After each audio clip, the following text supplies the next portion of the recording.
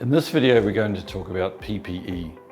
PPE is the last line of defence to protect you, your lungs and your health from any of the contaminants that you are going to encounter during mould remediation. Here I have a couple of PPE bags. We're going to look at the contents of these bags and discuss when it would be appropriate to use each item.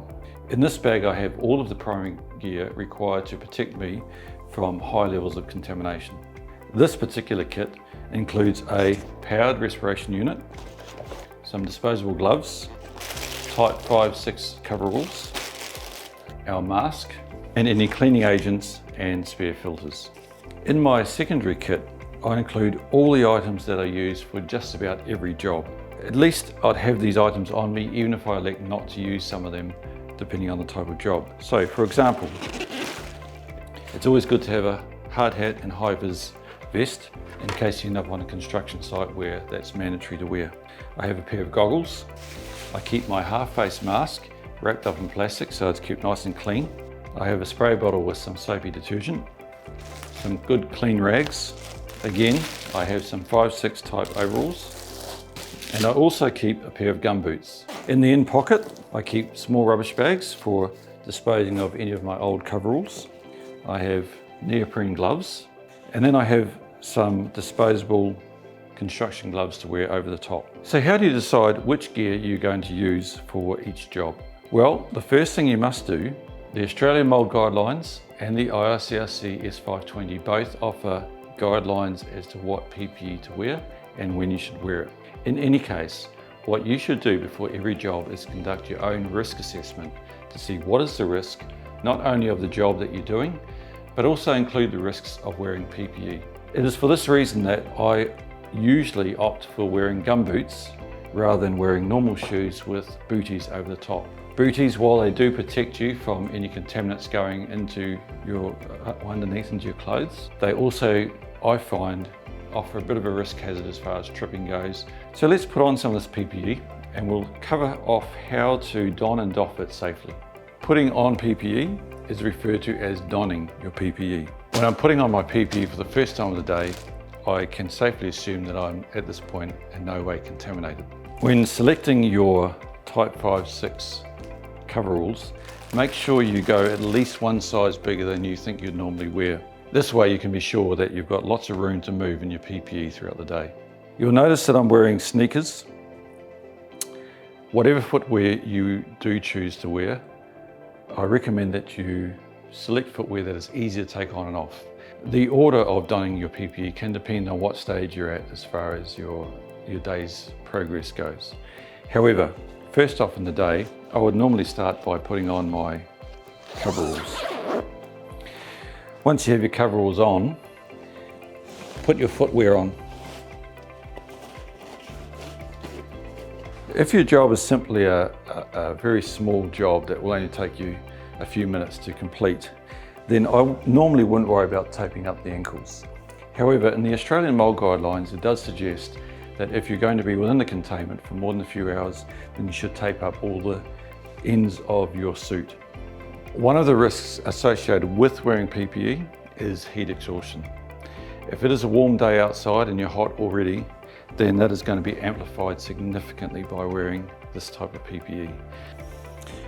I always use neoprene gloves as my undergloves.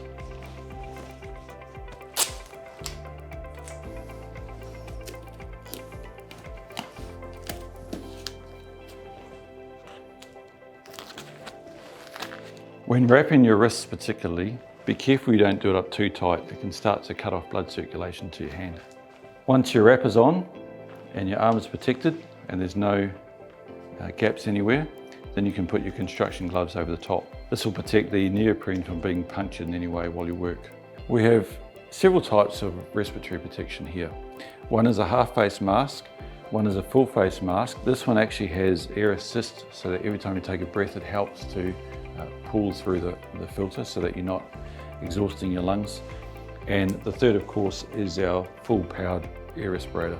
They do come with the downside that there's a tube hanging off your face and you've also got to wear a belt pack. But on a hot day, when you've got that constant airflow over your face, it does help to keep you cool. However, when would you choose to wear a full face over a half face mask?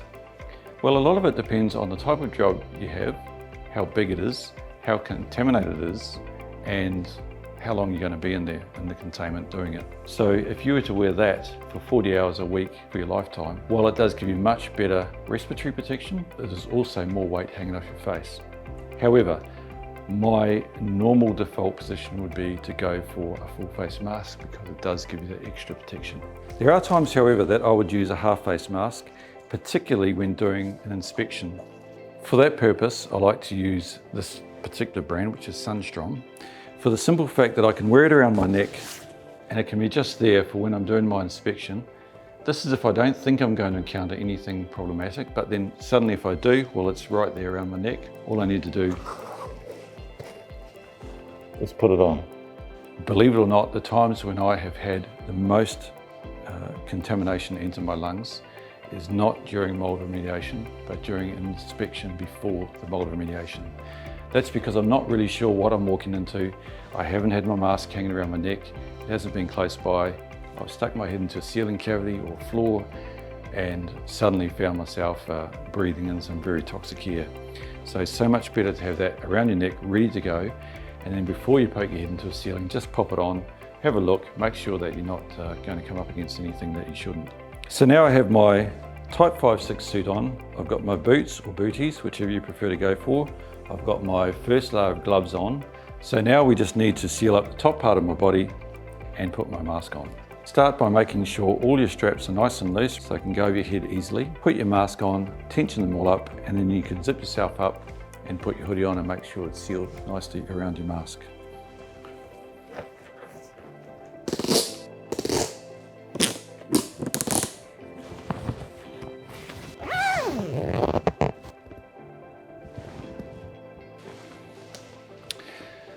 To make sure you're protected during doffing, which is taking your PPE off, you should always leave your mask on right to the end.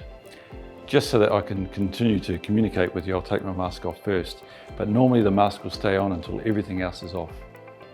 The first step in taking off your PPE is to clean yourself down with a HEPA vacuum cleaner. This is to remove any loose fungal particulate off the outside of your PPE, so that doesn't just end up spreading everywhere. Next, you want to unwrap the tape. This is why I like to use cloth tape. It does come off easy without ripping or tearing your gloves. As you take off each piece of disposable PPE, have a bag set up that you can throw any of that waste material in so it doesn't end up scattering contaminants everywhere. This can be taped to the wall, just on the inside of your secondary containment, or somewhere discreet, wherever it is that you're electing to take off your PPE. Once the tape is off your wrists, you can do the same with your ankles. Then leave your gloves on, unzip your suit right to the end, bring it over your shoulders and roll it all inside out. It means that if anything came in contact with your skin, it would only be the clean side of your PPE. Roll those arms up and unroll the suit.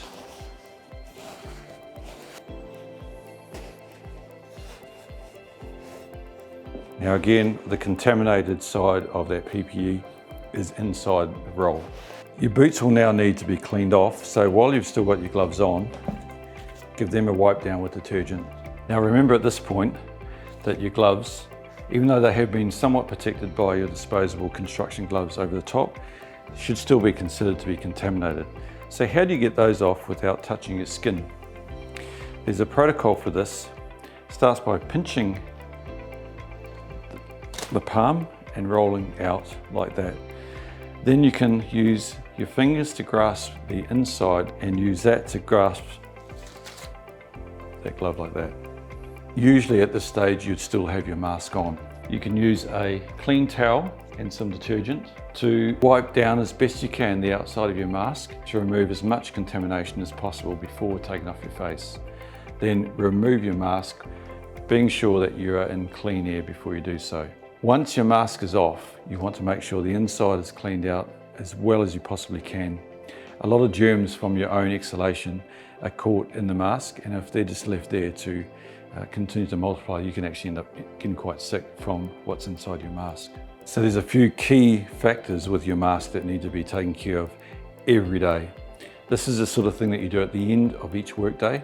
Allow yourself enough time to carefully go over your mask to make sure it's ready for the next day. One thing that you need to replace every day is the filter. Simply take off the protector cap, unscrew your filter and dispose of it. At this point, I usually give that a nice clean on the inside and put my new filter on straight away so it's ready for the next day. There's no confusion as to whether or not that's got a new filter on it, because I know at the end of every day I'll put a brand new filter ready to go. So I put my new filter on, ready for tomorrow, and the protective cap is on top. I do that before I clean it out because I don't want unnecessary stuff to go on the inside of my breathing tube. Here I've got simply cleaning detergent, and I clean the outside of my mask. My goal here is to remove any dust and contaminant, that way it's ready for sterilising. One word of caution here: once you've cleaned the outside of your mask, do not use the same rag to then clean the inside. This may transfer some of the contamination from the outside of your mask and now put it onto the bit that is in contact with your lungs and your face. I could use that same rag perhaps to clean several masks or other items like my boots. Once I've finished with that rag, that gets disposed of. I don't want to mix that up and potentially use it to wipe the inside of my mask. Primarily the cleaning of the inside of the mask is done with something like this, which is a sanitary wipe. So with my sanitary wipe, I want to wipe the face seal, then I want to wipe the inside and up behind that face seal, and also the secondary seal and the inside of the mouthpiece. Make sure you get right up underneath all those folds in the rubber. Once I've done that, I want to double check that all the valves are still in place. You'll see in the cleaning, I've bent that rubber flap back, which is the valve. If that doesn't sit back in place like it should, because it's been folded up too much, then maybe that piece of rubber needs to be replaced. And with any mask, no matter what brand you can get replacement valves and pieces like that. So check all these to make sure that they haven't been flicked out, make sure they're seated properly and that they seal correctly. I also open up any of these areas to check the exhalation valves. Make sure they're all in place and that they still work. In this case, because it's battery powered, I'll also remove the battery, put that on charge so it's ready for tomorrow. Now that your mask is cleaned out, been decontaminated, make sure there's nothing else in that bag that could scratch up your lens, and that can go back with the rest of your PPE ready for tomorrow. Always remember, PPE stands for Personal Protective Equipment. I like to emphasize the word personal here. This is your personal protective equipment. Look after it. Make sure it's cleaned out every night, ready for the next day. Don't let your mask get all covered in rubbish and contaminated on the inside. Take really good care of it, because that's what's going to protect your lungs, that's what's going to protect your health, and only that way can you continue to do this as a long-term career.